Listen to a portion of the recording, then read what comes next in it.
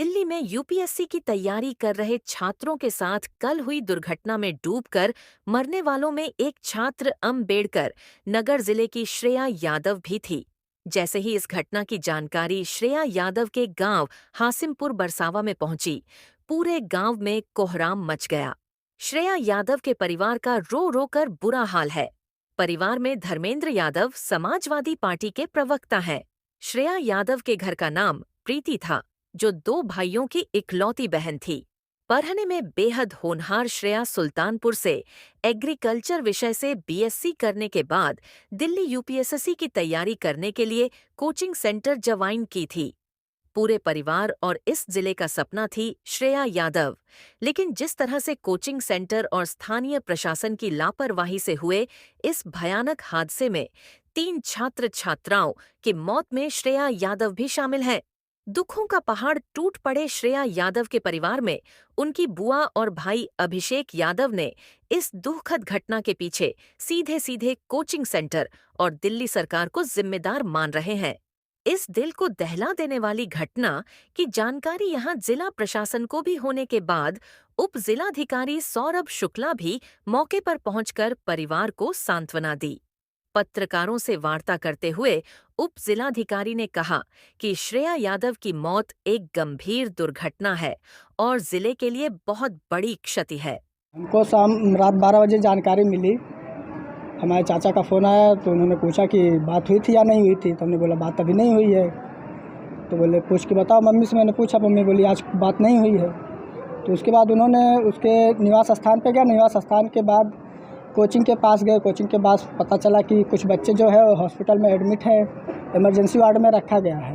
Emergency ward में पता चला, हाँ, तो वहाँ पे नाम से पता चला कि यहाँ पे है। तो वहाँ से थोड़ा कंफर्मेशन मिला। उसके बाद से उन्होंने वहाँ जानने की कोशिश की कहाँ पे है। क्या बच्ची कितना पढ़ी थी? बच्ची ग्रेजुएशन की थी बीएससी इन एग्रीकल्चर में। उसके बाद उसको यूपीएससी की कोचिंग में एडमिशन दिलाया गया था। उसी दौरान उसको मदर इंडिया डेयरी में जॉब भी मिल रही थी, लेकिन हमने मना किया कि अभी जॉब मत करिए, आप यूपीएससी कोचिंग करिए, अभी तुम्हारे पास पढ़ने का समय है, 2-3 साल यूपीएससी के लिए दीजिए, उसके बाद जॉब तो पूरी लाइफ करना ही है। मांग कुछ कर रहे हैं आप प्रशासन शासन से? प्रशासन शासन से ऐसे चलता रहेगा, ऐसे आप रहेंगे तो कैसे काम चलेगा? अपना बच्चा बाहर कैसे भेजेगा पढ़ने के लिए? जैसे उसमें कोई लाइब्रेरियन नहीं था, उसमें इमरजेंसी डोर नहीं था, और ये कोचिंग की जिम्मेदारी होती है। अभी तक कोचिंग वालों का कोई हमारे पास कॉल नहीं आया, कोई इन्फॉर्मेशन नहीं आया, तो ये कैसे चलता रहेगा? जबकि दिल्ली में है कि आप बेसमेंट में कंस्ट्रक्शन नहीं करवा सकते हैं। ये प्रशासन कैसे बेसमेंट बनवा के उसमें कोचिंग भी चला रहे हैं?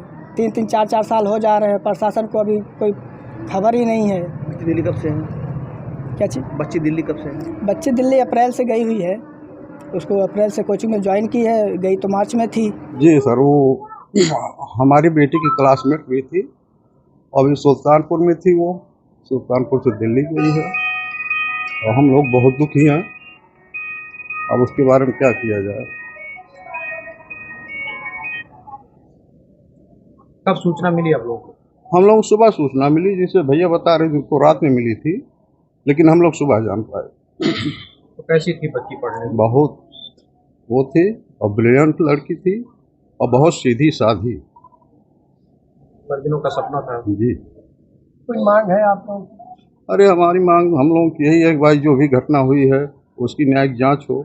जो भी बच्ची गई है उसमें अब क्या किया जा सकता है, लेकिन कुछ अगर सहायता ही मिल जाए तो आप मानते हैं कि लाइब्रेरी की?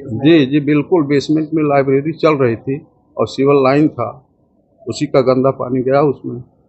मेधावी बच्ची थी, तभी तो यूपीएससी की तैयारी करने के लिए राव कोचिंग में गए, क्योंकि इनका परिवार जो मुझे लगता है कि मध्यम वर्गीय परिवार है। जो बहुत मध्यम वर्गीय परिवार में जो मेधावी बच्चा होता है उसी पे लोग इन्वेस्ट करते हैं, और वो बीएससी एजी थी केएनआई से, तो ऐसा नहीं है। बहुत अच्छी लड़की रही होगी, मेधावी।